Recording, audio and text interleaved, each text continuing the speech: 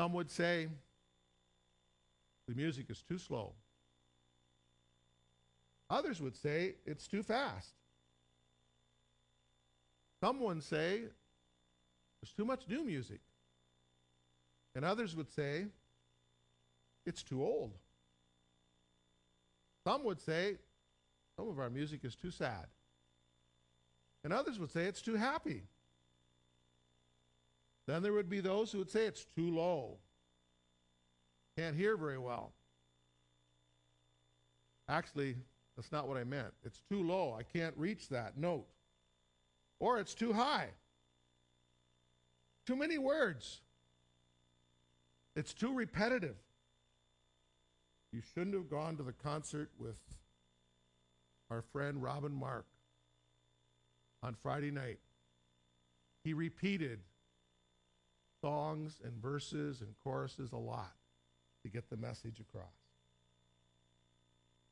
Or it's too fluffy.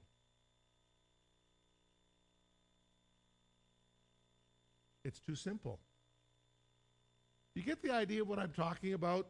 You see, the nature of music is that it's hard to find music that is pleasing to our taste all of the time for everybody.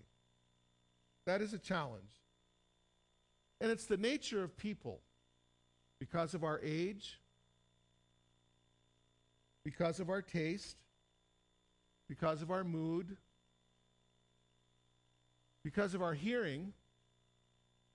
And I just want to acknowledge this morning that I do understand, dear friends, that sometimes when the music is too loud, or maybe certain instruments that normally are louder than others, if you have certain kinds of physical disabilities, or maybe hearing aids, sometimes it gives you a headache if the music is too loud. How many would agree with that? Okay, some would agree with that. And some don't understand that because you're not at that place in life. But just to say that can be true. So if you were to answer the question for yourself, and I am not going to open up the service this morning for a town hall meeting. You know what a town hall meeting is?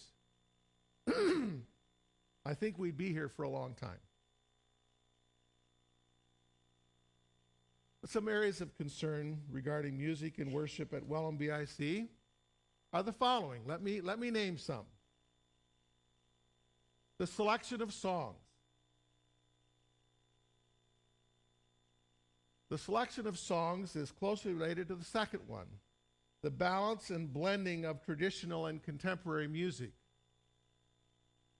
There are some of us who love traditional music. We have grown up with the hymns of the church.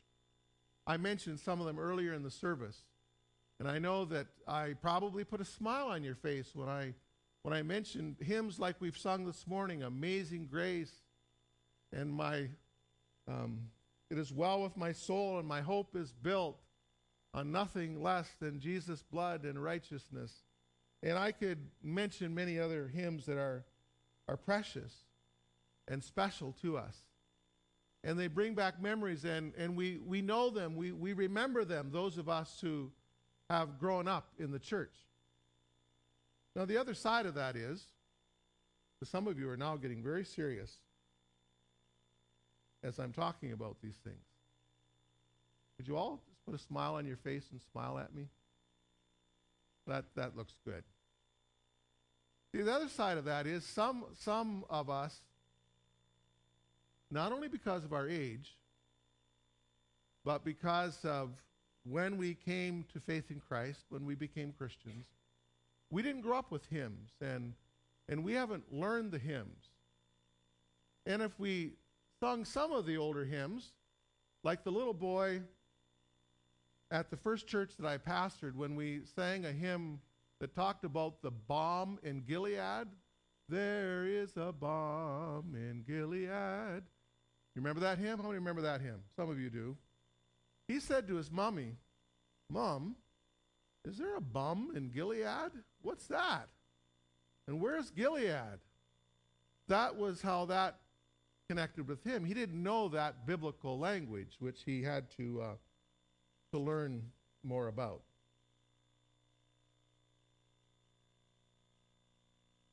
So many beautiful hymns and so many beautiful contemporary songs. And we talk about contemporary songs.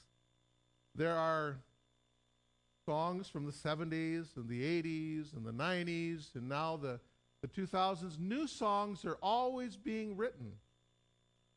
And I want to express thanks this morning publicly to our worship teams. We have 3 worship teams here at Welland, and they're all different, and their styles are different. And some of you have been doing this for a long time. You've been participating on a worship team, or you've been leading a worship team, and you've invested a lot of love and prayer and effort into leading the congregation in worship. And I want to say thank you for what you've invested in the life of the Welland Brethren of Christ Church, and introducing some hymns and some older songs to us, but also introducing a lot of new songs as well. But we have a concern. Some have expressed the concern of the balance and the blending of traditional and contemporary songs, that having more traditional songs would be good, would be helpful, because those are the songs that some of you know better, and they're more the songs of your hearts than some of the new songs. Whereas for many of you, if we would look at your CD collection, how many have a CD collection of a lot of contemporary singers and music? Quite a few of you do.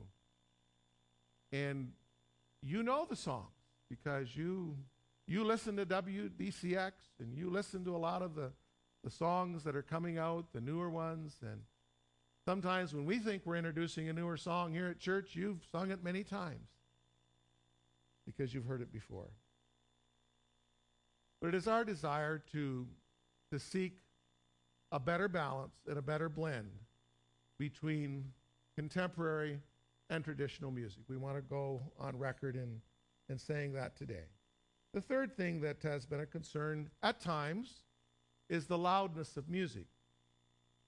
There's a certain decibel level when reached, and gone above that decibel level of volume and sound. For some of us, it hurts our heads. It hurts our ears. It may give us a headache. And we do our best to control those sounds. And we know that we have some work to do in that area.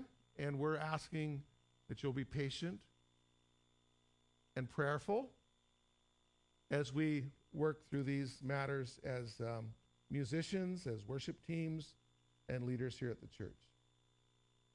Some have talked about the length of time dedicated to music and worship. That sometimes we spend a lot of time and we take time away from the sermon. How many feel that way? I know there's some of you that feel that way.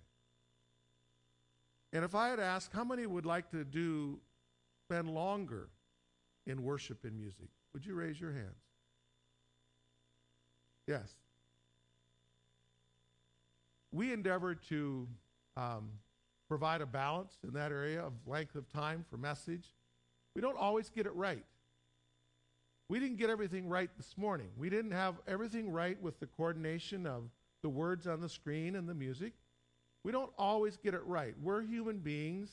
Sometimes our technology doesn't work the way we want it to, and sometimes we're just not as on the ball or sharp as we want to be. But we always are working at doing our best.